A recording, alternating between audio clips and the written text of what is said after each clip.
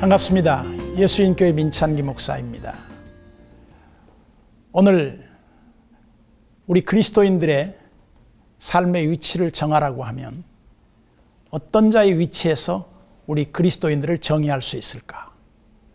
그것은 무관심한 제사장과 레위인이라고 봅니다.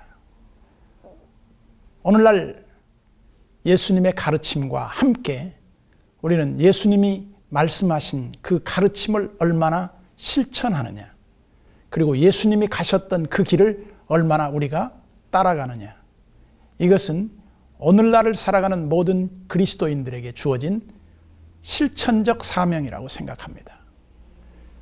톨스토이의 단편을 보면 한 부자가 많은 풍성한 결실 앞에 한 거린을 맞게 됩니다. 그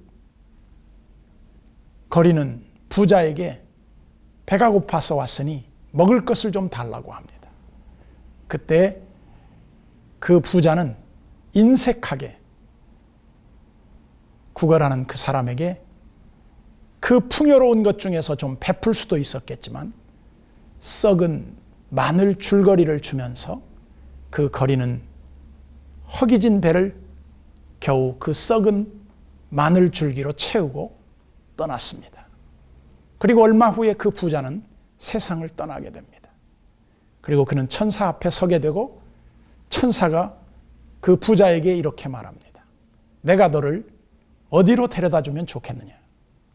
그때 부자는 나는 천국으로 가고 싶습니다. 그래, 천국에 가려면 무슨 선행한 것이 있어야 하는데 무슨 선한 것을 행한 것이 혹시 있는가 기억해봐라. 그 부자는 고민하다가 자기가 유일하게 선행을 베푼 것은 한 거지가 자기 집에 왔을 때 썩은 마늘 줄기를 주었던 것 외에는 다른 것이 없었습니다. 그러자 그 천사는 그 썩은 마늘 줄기를 한쪽을 잡고 부자에게 한쪽을 잡고 하늘로 데려가려고 합니다. 그때 그 썩은 마늘 줄기는 올라가다가 뚝 떨어져서 그 부자는 지옥에 떨어졌다는 톨스토이의 단편입니다. 저는 다분히 톨스토이의 이러한 문학적 배경은 조금은 행위구원론적 접근이라고 봅니다. 그러나 우리 그리스도인들은 행위로 구원받는 것이나 우리의 선행이 구원의 조건일 수는 없습니다.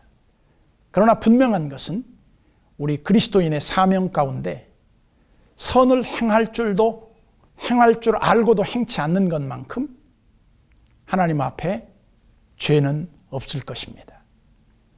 그러면서 저는 오늘날 우리 주변에 살고 있는 사람들은 어떤 사람들인가 라고 물었을 때 예전에 감자탕 교회 이야기라고 하는 책에 보면 교회 전도대들이 아파트 전도를 나가서 집집마다 벨을 누르며 사람들을 찾아갔을 때 사람이 있는 것 같은데 열어주지 않는 한 집에 벨을 계속 누르게 됩니다.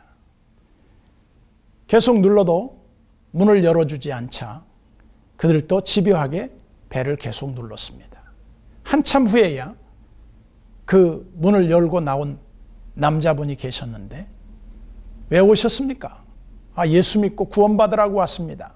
예, 알았습니다 하고 문을 닫고 들어갔는데 그 전도대들이 다시 아파트 마당을 지나다가 다시 그 집에 돌아가서 벨을 누르게 됩니다. 그때 사람이 분명히 있으면서도 문을 열어주지 않자 계속 벨을 누르기를 시도하니까 뒤늦게 그 남자분이 나와서 기왕에 왔으니 집에 들어오십시오. 그리고 앉아서 이 얘기 끝에 그분의 사정을 듣고 보니까 그는 세상에 너무나도 무거운 짐을 지고 감당할 수 없어서 인생을 끝내려고 아파트 베란다에 빨랫줄에 목을 걸고 의자 위에 올라가서 이제 의자를 발로 툭 차기만 하면 인생을 마감할 그 시점에 바로 전도대들이 도착했다는 것입니다. 저는 그 글을 읽으면서 세상에 수많은 사람들이 행복하고 문제없이 살아가는 것처럼 보여지지만 대부분 그들의 문 안에서 일어나는 일은 힘들고 고통스러운 삶에서 버거운 짐을 벗지 못하고 인생을 끝내버릴까 하는 그런 좌절감과 고통 속에 살아가고 있는 사람들이 대부분이라고 생각합니다. 이때 그들을 돌아보고 그 강도 만난 이웃들의 친구가 되어주고 그들에게 진정한 이웃이 되어주는 것이야말로 우리 주님이 누가 너희의 이웃이겠느냐라고 말을 할 때 진정으로 어려움을 당한 사람의 도움이 되어주는 사람들이야말로 참 이웃이 아니겠는가, 저는 그렇게 생각합니다.